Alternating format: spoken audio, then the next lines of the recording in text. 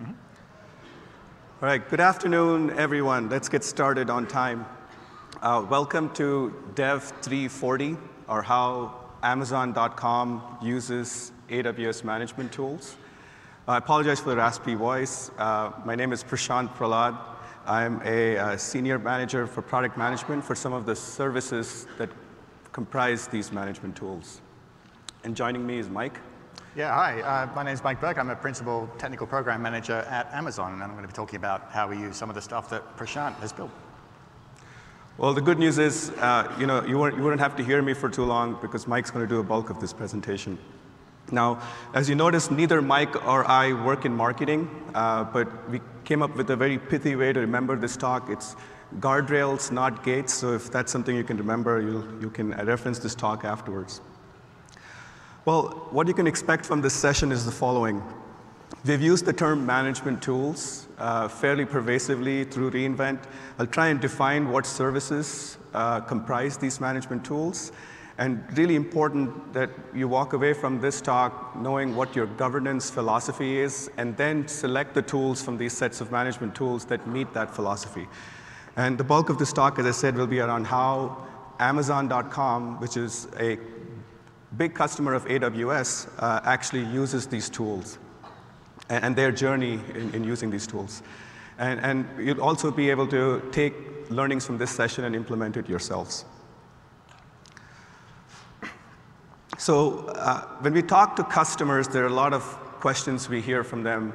Some of the most common ones when customers are either migrating their workloads into the cloud or scaling their usage on AWS are listed here.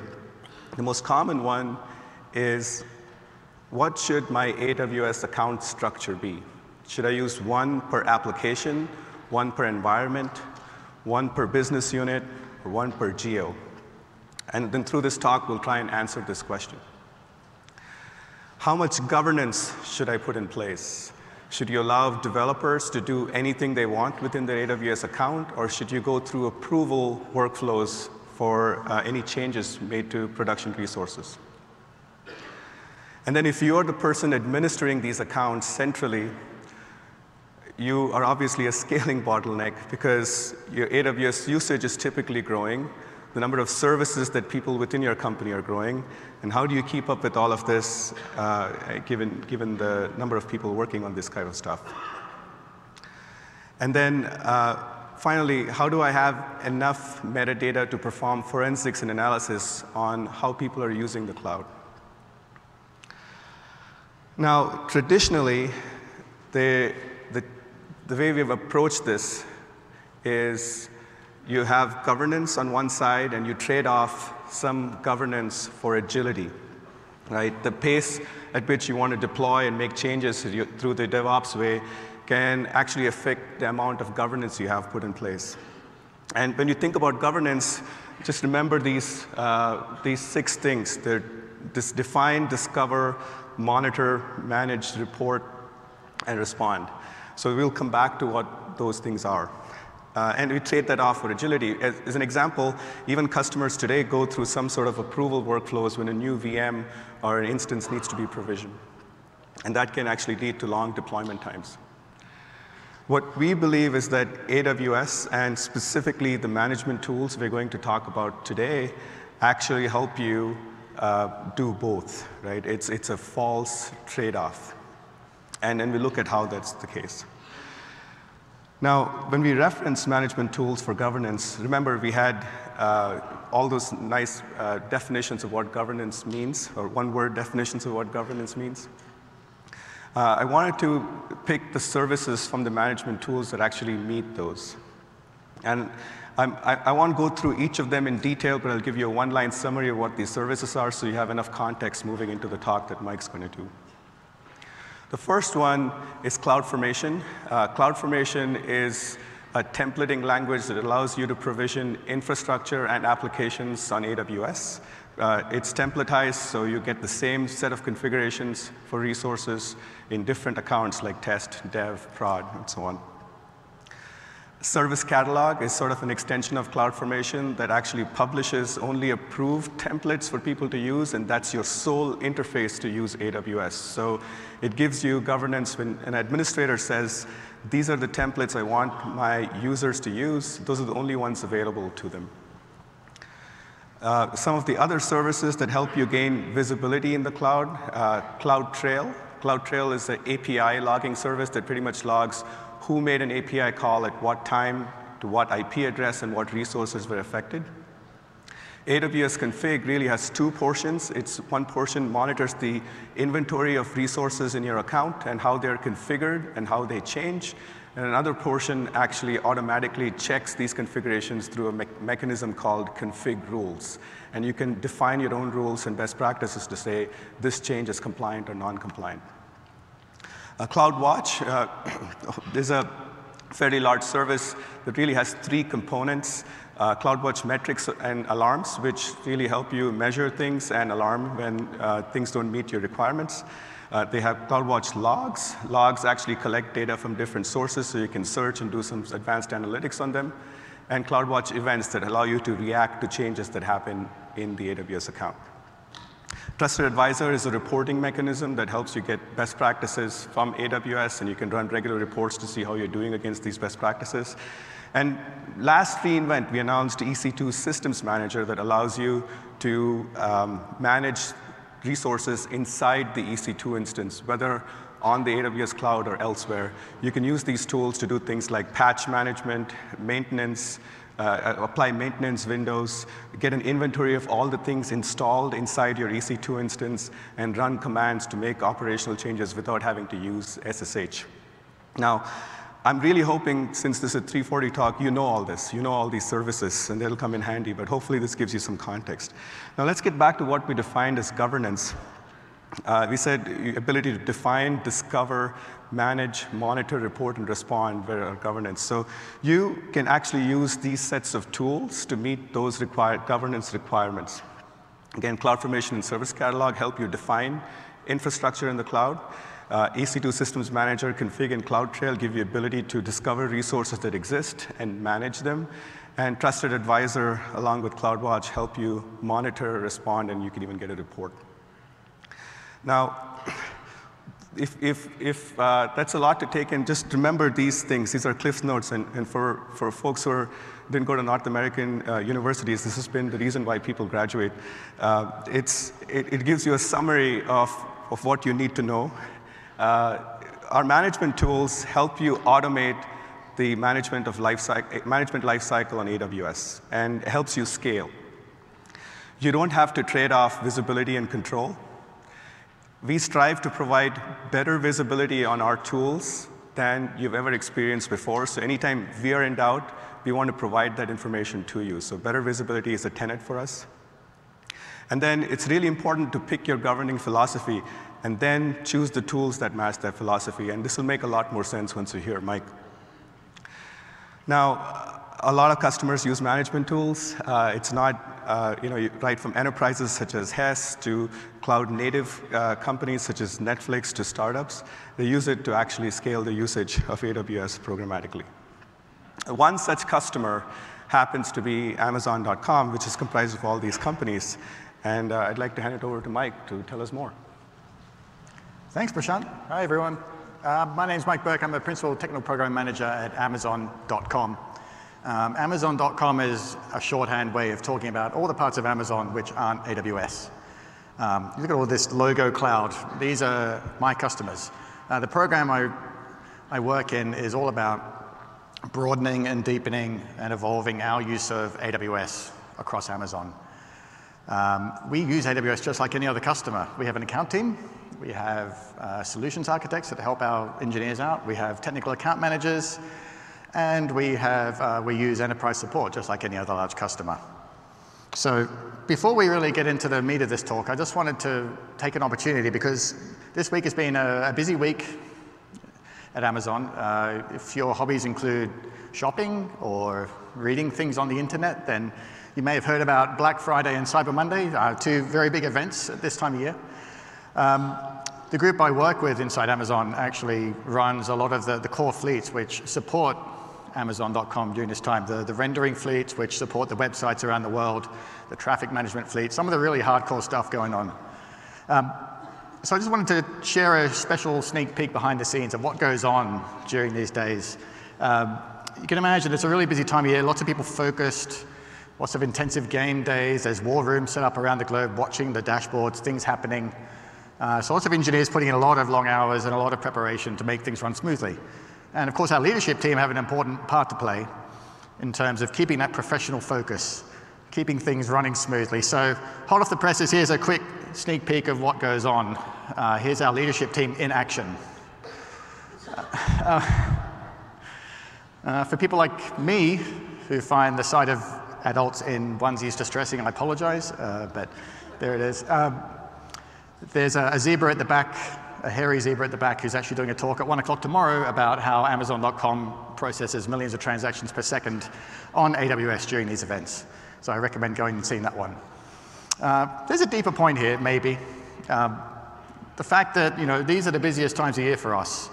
The fact that we're able to actually relax a little bit and have fun while we're processing these millions of transactions per second means we have a lot of confidence and we just have a lot of great experience running these super large workloads on AWS. So dressing up as it's a rabbit, I think, I'm not sure, but dressing up as a rabbit is a vote of confidence in how good AWS is for our super large scale. All right, enough with the onesies. So just wanted to give some context on how our culture works and how our teams are oriented, because this provides a lot of context into how we actually operate and the sort of governance and change approaches that we take. So you may have read about this two-pizza team concept. This is the idea that any team inside Amazon should not be any larger than can be reasonably fed with 2 pizzas. Unless that pizza has blue cheese and potato, then I guess I'm a one-person team, but anyway. Single-threaded ownership comes with that. So each of these teams have strong ownership, not just of the code, but the end-to-end life cycle. So they own understanding their customers, be they internal or external, writing software, testing software, operating the software. So they carry the pages. It's everything. So you have this really strong central ownership of the code and the systems. And we have lots and lots and lots of these teams. Coupled with that, we have a really strong, what we call bias for action. It's one of our leadership principles. So we recognize the power of moving quickly in business. So a lot of how we think and how we approach things is about how do we maximize that speed. Coupled with that is continuous deployment. So this is the notion of each time I commit a change into source code, it runs through the system, out through pipelines and tests, and then pops out in production automatically. We're heavy, heavy users of continuous deployment, as you might expect. 3 years ago, back in November 2014, we shared some numbers. For the trailing 12 months, we did 50 million deployments. If you actually do the maths on that, that's 1.6 deployments a second. I'm sure it's only gotten bigger since then. But put together, these cultural elements and the fact that we like to move fast and so many different teams all moving independently, we have huge amounts of change going on. And we couldn't really balance this change happening at that pace, plus our ability to govern and control what's going on, without leveraging some of the AWS tools, which I'm going to talk about. It's also important, we're going to talk a little bit about the journey we've been on using AWS up until this point. So obviously, we're not new to the AWS game. We've been using it for a while. The first talk we gave at reInvent was in 2012. This is my colleague, Laura Gritt. You can find this on YouTube, actually. It's ENT205, drinking our own champagne. It sounds much nicer than eating our own dog food. But we like to move fast. AWS helps us do that. AWS has evolved a lot since 2012. There was 169 feature releases in that year. Last year was 1,017, and I think we probably exceeded that number just in the last 48 hours by the sound of it. So back in the early days, our initial approach to using AWS looked like this. We had this large shared account. We had lots of VPCs. Well, we had a small number of VPCs, actually. Each of those VPCs are connected to our on-premise network through Direct Connect. So this is a common pattern for customers moving to the cloud. So we set this up early on. It worked really well. It's a very low friction way of getting into the cloud. If all you have is software running on legacy hosts in your data centers and you want to get into some of the advantages that EC2 gives you in terms of cost and in terms of being able to forget some of the operations behind replacing things in racks and power supplies and all that, then this is a really quick way to get there. So this was a a simple approach, but it was really key for us to move quickly back in the early days. Some of those big rendering fleets I spoke about were some of the first workloads we actually moved out there. Moving forwards, we actually also made it possible for teams to get their own AWS accounts. So while we have a lot going on in this large shared account, we also made it possible for teams to go and get their own accounts through some internal tools. Turns out that was pretty successful. Today we've got tens of thousands of those accounts under the Amazon.com umbrella, spread across the business. And that's continuing to grow. Fast forward to today, again, we're using a lot of AWS. Here are some stats from Prime Day. I can't even comprehend what 3.34 trillion DynamoDB requests actually looks like. It's just beyond human comprehension as far as I'm concerned. But there is a blog post down the bottom there that you can go read to find out more about how we do things. So we're all in on AWS, and we're continuing to evolve and grow. So the two approaches I just talked about, I'm going to use an astronomy metaphor because I can. We have this large shared account model on the left-hand side. So this is the original approach we took, where we put everything into these large accounts and then managed everything inside there. So that's kind of like a big sun or a big star. You know, you've got this well-defined boundary around it. You have lots of stuff going on inside there. It's mostly made of hydrogen. I didn't say it was a good metaphor. And then you have on the other side the team account model, which is, we call that the Nebula approach here, because Nebula is Latin for cloud, and it also is kind of what that picture looks like. You've got lots and lots of tiny accounts, smaller accounts, some of them clustered together, some of them bigger than others, but you've kind of got this broader fabric of things going on. So we started on the left, we're moving to the right. Why are we going to the right? Well, you talk about our internal organizational architecture and the fact we have lots and lots of small teams. It's a much better fit for that. There's a blast radius concern with a single large shared account. If someone changes something in IAM accidentally, or if they make a change which isn't properly vetted, then there's a huge blast radius concern there. But the bigger challenge for us is around permissions. How do you do fine-grained permissions when everything is inside one account, and you potentially have tens of thousands of people all trying to do stuff there?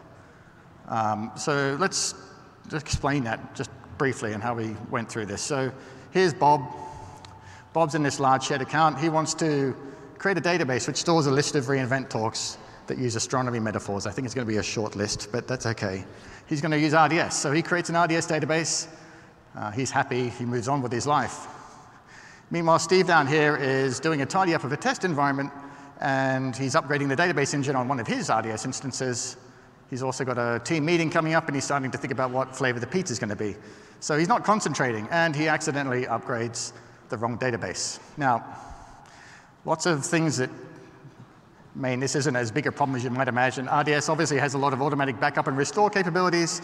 You can use naming and tagging and other things to give humans clues about what things they should be working with and what they shouldn't. But that really relies on good intentions and really isn't scalable at a very large scale. And if you're an auditor, then you probably have some feelings about this as well. It's not great. Everything can be touched by anyone unless you take some extra steps here. So the traditional way of solving this problem is to go get a central team. And they have the keys to the kingdom. And if anyone wants to make a change in this account, they have to go through that team. So that team has a lot of responsibility and a lot of power. But as more and more people start using AWS, in this case, more and more people are going to come to this team. They're going to become that bottleneck.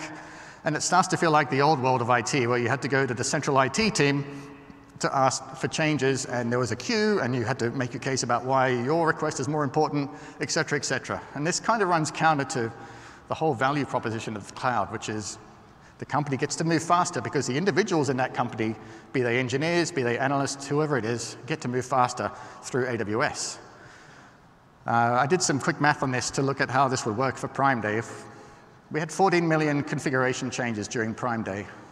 If we assume 1% of those are actually initiated by a human instead of a system, and if we assume we have people making these changes and they take 5 minutes each and they work 8-hour days and they don't stop for lunch, then we only need to hire 1,458 people to support that.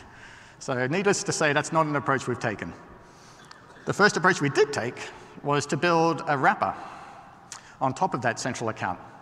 And it exposes a set of features which our engineers use to deploy and run software there. So people would use this wrapper, they would authenticate to it, The wrapper would have all the authorization and permissions logic to figure out who's allowed to do what, and it would do it on their behalf. So that got us a very long way. But the downside of that you start to hit in is really, it's undifferentiated engineering. I mean, why are we spending precious engineering resources building wrappers around other things? Surely we can find a better use for that time. And as soon as you build a wrapper, you're building an abstraction over something, which means you have to build all the knobs and dials that you want to expose of whatever it is that you're wrapping. Given the pace of change of AWS, it gets harder and harder to actually keep that wrapper up to speed with the rate of innovation. And so you end up, if you're not careful, with a lowest common denominator approach where you just service like the 80% of the most popular features, and a lot of it goes missing. So there's another approach you can take with a large shared account, and we've done this as well. This is to use resource and tag-based permissions. So what you see on the left-hand side here is an IAM policy, which is talking about is giving people permissions or an entity permissions to do whatever they want to RDS resources as long as they're tagged in a particular way. And so you have a taxonomy of tags that you come up with, like department or team name or whatever it might be. In this case, it's finance. And so you grant roles and permissions to people in the finance team so that they can only edit resources that are tagged with the finance tag. Well, that's good, that works. But again, there are some sharp corners there at scale which you run into. So first of all, it relies on people using the right tagging system. If someone creates a resource and forgets to tag it, then what do you do? If they apply the wrong tag and now they don't have permissions to actually use that tag, then again, you have this central team who has to be the arbiter of all the problems that come up. There's a ticket queue, and again, it's not as big of a problem, but there is still this element of humans getting in the way and slowing things down. So the other approach is you build systems to enforce that tagging for you, and people use a proxy layer to create and manage these resources, and that layer makes sure that the tags are created. Again, you're starting to build shims, and you're starting to get in the way. So this is the sort of process we went through the large shared accounts before we started to really realize that we needed to more aggressively pursue a multi-account model. The real benefits to this, we solved the blast radius issue. So one account, one IAM policy change, huge blast radius, big shared VPCs, big blast radius, lots of small accounts, smaller blast radius. The permissions gets easier. You can give accounts to individual teams, and since that team has full ownership of the resources in that account, they can just have full access to anything in there, and you don't have to get into the business of doing fine-grained resource permissions. But now you have a different problem, which is governance. So you're giving people access to AWS accounts, you don't have any proxies getting in the way. They can potentially do anything, which is great, but sometimes someone might use an operating system or a database engine which your company doesn't want to be using. Someone might launch an RDS instance with single AZ tenancy, multi-AZ failover. Maybe you don't want that. So we built some early systems to address these challenges before some of the technologies that Prashant's talked about came into operation. So I'll talk about what we did first and then what we built subsequently to give us a better solution. So the traditional approach to solving the I don't want bad things to happen is you take away people's permissions to do those things. And you do that through IAM in AWS. So you park the root credentials off to the side in some secure storage. You have a set of IAM roles, which are pre-created, and then you have a system which can generate and create those roles into individual accounts based on whatever those permissions are. And the key thing is that those roles can't have the ability to create their own roles, because then you get into the world where people can do whatever they want again. So you need to have this kind of layer on the top of things. And then people can either create IAM users to do stuff in those accounts, or they can authenticate and authorize in through an identity broker. And we built one of these. This is the general pattern for an identity broker. So you have Bob here. Bob wants to do some RDS database stuff. He wants to do it in this account, 1, 2, 3, 4, 5. Oh, I missed out the 5. Anyway, 1, 2, 3, 4, 3, 6, 7. So he uses his internal identity, be it a Kerberos ticket, be it whatever it might be, to authenticate to our internal identity broker. The identity broker understands who that person is, and it has access to a set of permissions rules to determine who has access to do what where. Assuming that checks out with the identity broker can make a privilege call into the AWS account using something called assume role, which is an IAM operation. What that does is it says, please give me a token that I can use to do things through this role in this account. So it's a simple token service is a part of IAM. You get this token back. You can do two things with it. You can either pass it back to the customer, and they can use that to make API calls or CLI calls, or you can turn that token into a URL, and that URL can launch the AWS console. But the console was launched only with a constrained set of permissions subject to whatever was defined in that role. So that's a neat approach, and we did that for a long time. But the whole thing with IAM is it ends up being yet another shim. We have yet another system, which is managing roles. We have somewhere where we have to go. Each time someone launches a new product in AWS, someone has to go into those roles and update them and make sure the right things are in there. And that's never going to be as quickly as people want it to be. It also prevents some automation. There are some use cases with AWS where it's perfectly legitimate for specific tools to create IAM roles directly. There's a tool called CloudFormer, which is part of CloudFormation, which will provision a bunch of roles, and it will sort of hydrate or rehydrate CloudFormation templates. DynamoDB cross-region replication, some of the early tools around that. You had to go and run a thing which would create a specific role. That doesn't work when end users don't have access to create IAM roles directly. So that gets really complicated. But finally, IAM is a really blunt instrument in this case. IAM will let me do things like say, you can use RDS, but you can't use Redshift. But it doesn't give me the ability to express things like, you can use RDS, but you can only use Aurora and Postgres. It just doesn't have that level of granularity. And so we realized we needed to think differently about all of this. And that's where at this time, things like CloudWatch events and AWS config were starting to come to the fore. We started to think differently. And so the insight we had was, like, what if we stopped trying to stop things from happening? What if we just don't do that? And what if we got really, really good at figuring out when something has happened that we care about and responding to that in an automated way? So now we can get out of the way. This is the guardrails and not gates. We can build a bunch of guardrails to detect when things are happening, but we don't have any gates in the way of people who are just trying to get on with their life. So to do this stuff, you need a lot of automation, of course, especially when you're talking about tens of thousands of accounts. So we got ourselves some built a system called ASAP. ASAP. It's not a fancy acronym, it just stands for as soon as possible. I'm going to explain how that works next. But the big thing to remember is what we built here, we could only do it because of some of the cool AWS features that have come out recently. Right, so let's dig in. So here's the ASAP world. This is on the left-hand side here, you have an AWS account which belongs to one of our teams, one of the tens of thousands of accounts out there. In every single account, we have CloudTrail turned on. We have AWS config turned on. We have CloudWatch events collecting things from CloudTrail and from its own sources. And all of that data gets pushed into an SNS topic, which is attached to that account. That SNS topic then gets fed into a central SQS queue, which is owned by the central ASAP system. So all that data feed coming from the tens of thousands of notification topics fed into a central queue. We then have some event dispatches, we have a workflow system, and we have some rule evaluations going on.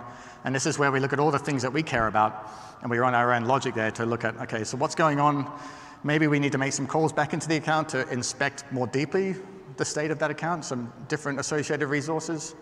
And then from there, if we see a rule that gets fired, an evaluation which happens, and someone needs to know about it, then again, we push that out through another SNS notification. And we have a set of external, what we call reactors, Lambda functions potentially, or just systems which are watching those SNS topics. And if they see something that they care about, then they can take action. That might involve cutting a ticket, it might involve taking some automated action, a range of different things. So I'm just going to double click a little bit into the specific AWS features and how they come together to help us build this system.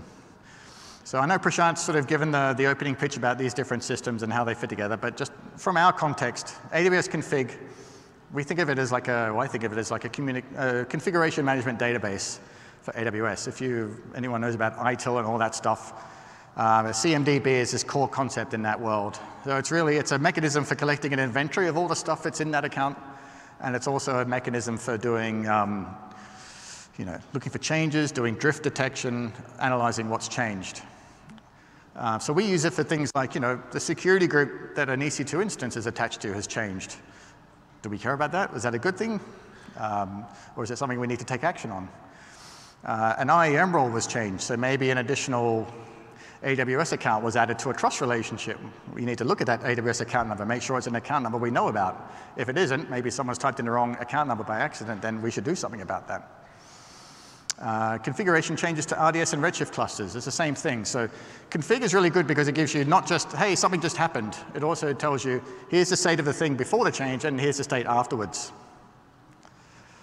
Next, you have CloudWatch events. So this is really the view of stuff just happened. But it's not just things that users have done. There's also a set of events which are triggered automatically by AWS. And CloudWatch events gives us a feed into those things. So things like when KMS does a key rotation, it will push a CloudWatch event for that, even if that's something that hasn't been done by one of your applications or one of your users. So it's, there's trusted advisor findings and other things like that also get fed in here. So it's a nice complement to config. It sort of rounds out the set of data that we get. And it also has its own fully functioning event framework. You can do custom events, you can do scheduled events and things like that. But we mostly use CloudWatch events as a front end for CloudTrail. CloudTrail is that sort of underlying thing which gives you every single API call which is made in a single account. So that's any user action, that's any application action that's taken place. Gives you super broad coverage of AWS features. There's pretty much everything is supported by CloudTrail. And so that gives us a nice way of looking at things when it happen. Without the integration with CloudWatch events, you have to go into CloudTrail, you have to go and crawl the CloudTrail logs which got pushed into some S3 bucket and figure out what was going on. But the integration with CloudWatch events just gave us a nice, clean way of being able to look at what's happening. All right, so a quick example of ASAP in real life. So here's, I guess that's Bob again. He's creating an RDS instance. If he creates an RDS instance with a single AZ without multi-AZ failover, then this is what it looks like in CloudTrail. This is the JSON which records that event. So you can see the request parameters to the API call, and the multi-AZ is set to false. That gets pushed through into CloudWatch events. CloudWatch events publishes an event to the SNS topic. That gets fed through. We have a rule in there which is looking for that kind of thing. That gets pushed out to an SNS topic. There's a reactor, the team that owns operational excellence within Amazon. We have a bunch of teams who own different aspects of governance, and they have strong opinions on the right way to do things. So they have a set of rules which they've written for some of these things. That reactor can then go and cut a ticket using our internal ticketing system, or it can take whatever other action we deem is appropriate at that point in time. So the person who made that request, or the team who made that change, will receive that ticket. And if for whatever reason that ticket doesn't get actioned, or if we see that violation, if you like, persisting for an extended period of time, then that can be escalated through our ticketing system, and then we can ring in the right folks to make sure that the right attention is paid to that. So what does all this get us? It gives us scalability, first and foremost. We have 69 rules today. We have tens of millions of evaluations going on every week across those rules, tens of thousands of accounts. So the AWS tools behind all this are super scalable. They can work at our scale, so you should feel confident about that. Because we have our own logic behind these rules, we can actually do deeper inspection on the context of that change. So instead of just saying, oh, someone launched an RDS instance, we can go, okay, so what time of day was it? Who was the seniority or the role of the person who made that, who actually took that action? Are there any other events going on elsewhere in the system that we care about that might be correlated to this? And we can actually, have very sort of sophisticated rules that are looking at what's going on. And because we apply these rules across all of our accounts, we don't distinguish between development and production accounts here. So if we use CloudFormation a lot to push out infrastructure changes through pipelines.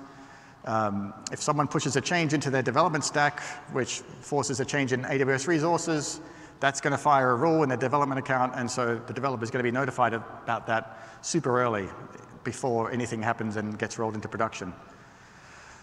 It also gives us an ability to provide rich feedback to people. So instead of just being a notification where we can say, oh, you did something wrong, go fix it, we can actually use this as an opportunity to educate people, and we can explain what happened, why it happened, and what's the best way to avoid making this mistake next time.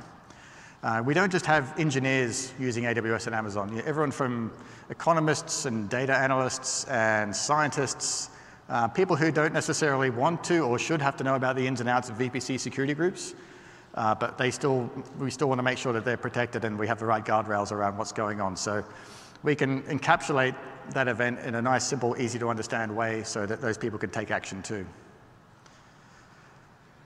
Other considerations as we built this system, which are important to keep in mind, something called anti-entropy checks. This is just a fancy way of saying, here's an example. So if I launch an RDS instance with single AZ, that fires an event, it gets fed through to ASAP, it cuts a ticket, but what happens if 10 seconds after I did that, I realized, oh, I made a mistake, and then I fixed it. I've still got that ticket flowing through, and I'm still getting that false positive. So you want to avoid that sort of thing. And so an anti-entropy check is just a fancy way of saying, if you get a notification, just maybe wait a little bit, or just make another check back into the account to check the current state of that resource, make sure it's still in violation. That way you can filter out a lot of false positives. You have to think about tamper detection too, because we're giving everyone access to AWS accounts. We're creating resources in those accounts, like SNS topics, and we're turning on config, and we're turning on CloudWatch events. And in theory, someone could tamper with those resources and turn them off or misconfigure them.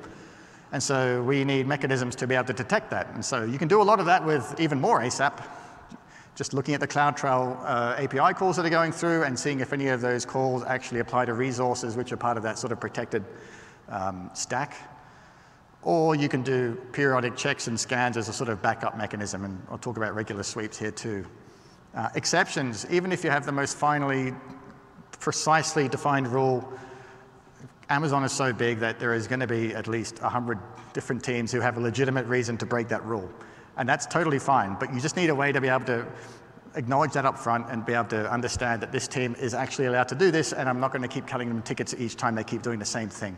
So you need a sort of back-end workflow to figure that stuff out and make sure that the system actually understands that stuff.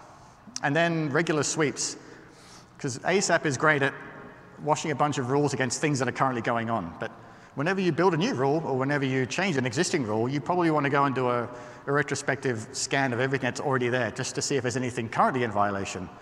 And so having the real-time checks is great, but you also need to have a way for these rules to be run on a regular triggered basis just to catch anything that fell through the cracks there. So we built ASAP primarily for security. But you may have seen by now it's not actually just about security. There's other reasons for using this sort of mechanism, other sort of governance dimensions, if you like. Availability is one, and operational excellence, so a lot of best practices there. It's nice to have them in a wiki, or it's nice to have them in a document or in training, but it's even better if they're actually codified into a system and we're continuously coaching people about the right way to do things. And our understanding of what a best practice is will continuously evolve as well, and so we want to be able to make sure that those learnings get pushed out really easily.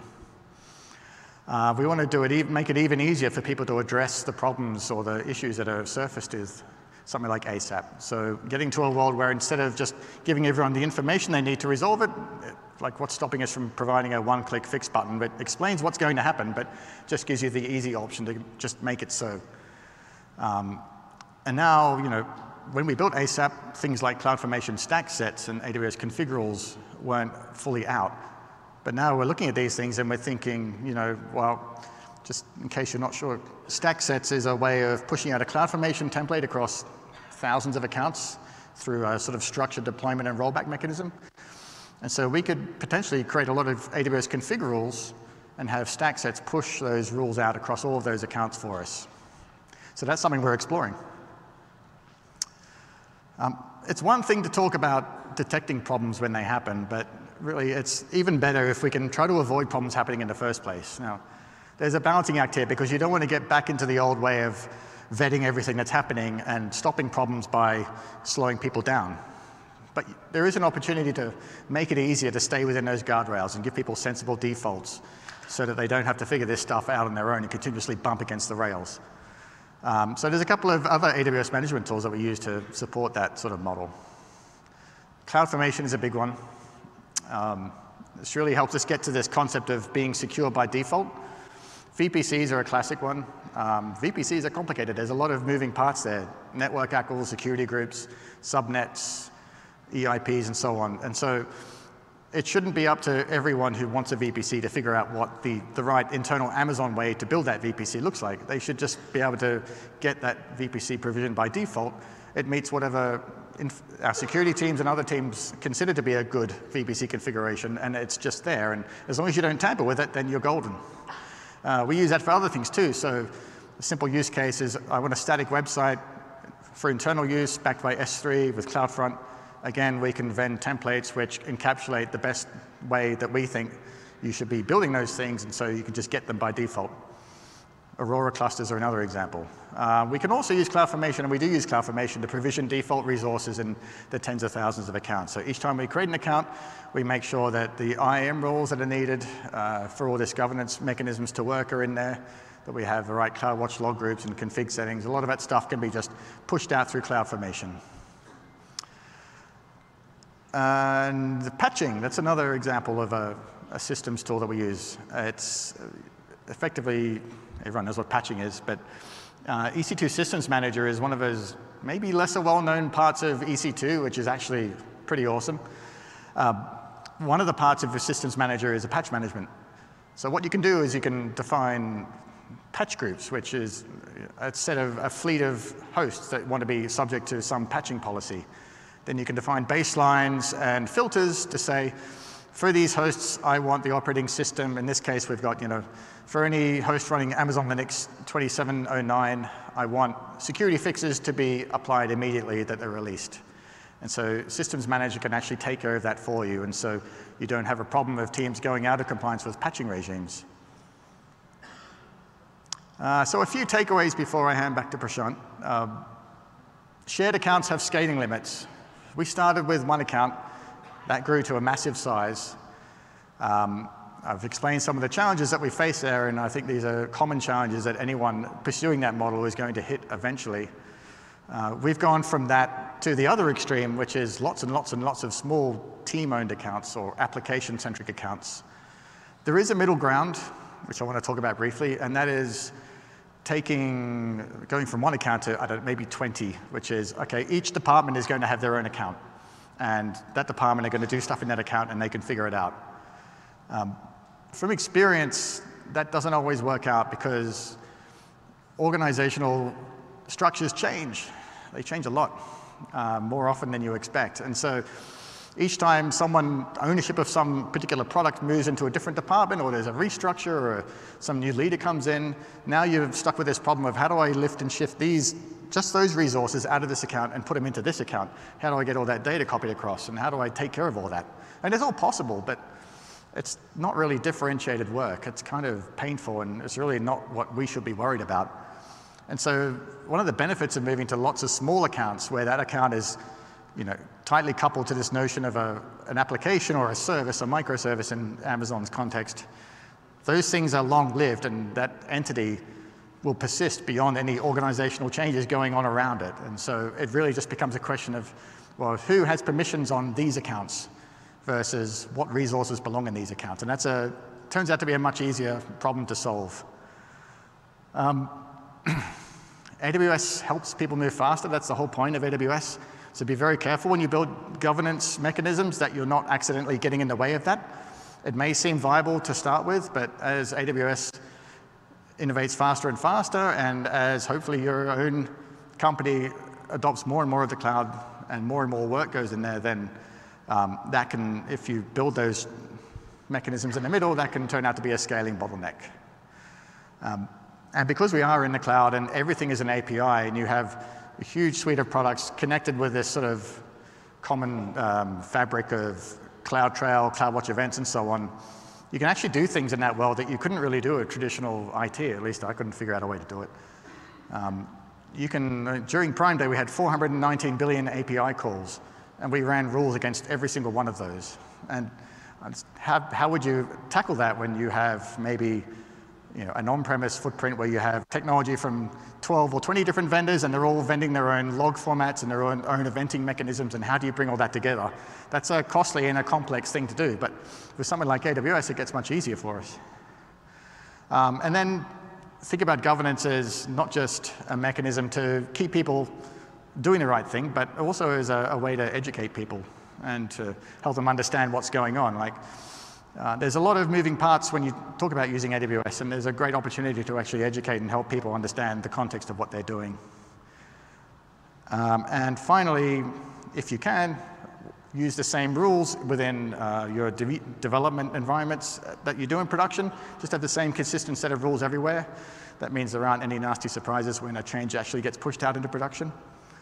And the final point is, this old notion of governance versus agility, and Prashant touched on this, is traditionally we think of it as like an either-or thing. You can have really great governance or you can be really agile, but there's no way to actually get those things to happen at the same time. There's this phrase, avoid the tyranny of the or and embrace the genius of the and. This is a great example of that. So you can do good governance and you can be really agile with some of the tools that AWS gives us. Yeah, so it really, the other thing I wanted to say is it didn't actually take a huge amount of time for us to build this. It took one of our two-pizza teams a couple of months to get this going. We had a fully working proof of concept going in a week or two. This is not something that's super complicated, and I think it's something that other people should feel free to start building on. So with that, I think I'm going to hand back to Prashant. Thanks, Mike. So that was very insightful, and this is a journey that Amazon has gone through with our tools, and we take some of the feedback that they give, just like our customers give us, to go and improve these tools. And the really important thing to note is, when we launch a new service, we always think, Amazon will adopt it, but they decide when they're ready to adopt these services. So that's an important insight that Mike provided in addition to some of the other things. So I would like for you to walk away from this with some actions you can take from this talk. The first one is, we saw two ends of the spectrum. One's with a shared account where it is centrally governed, and then a distributed one where every team has their own account. You have to pick your governance philosophy. That is very essential because that's dependent on your organization, not based on what others do. And once you pick that, you should also assume, just like Amazon.com, it'll evolve over time. And then you can mix and match these sets of management tools to meet that governance philosophy as it evolves over time. As Mike said, we'll launch a lot of services. We launch stack sets to do multi-account provisioning using CloudFormation and config rules.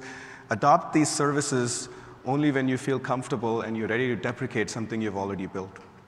And given the architecture diagram and the simplicity of what Mike's team has built, and the amount of time it took, I really believe that you can build ASAP or a similar mechanism yourself as well. So keep in mind the cliff notes again. Management tools help you scale your usage of AWS, and especially without having to scale people to manage that. You don't need to trade off visibility and agility. And when in doubt, management tools will provide you better visibility than what you've had on premises or anywhere else. And then pick the right set of primitive tools to manage, to meet your governing philosophy. And these are easy to try. So it turns out these management tools are on the internet. So you can go check it out on the cloud. And we have a blog post that gives you best practices on how Amazon and some other customers are starting to use these tools. We have samples such as config rule repositories that they're boot camps and other sessions where people are building these sets of rules, and customers are sharing their best practices and, as rules on GitHub. And these are available on the console as well as API and CLI. So encourage you to try these out and give us feedback. We have enough time. We'll be happy to take questions offline. We'll hang out here for a few minutes. So thank you. Thanks, Mike.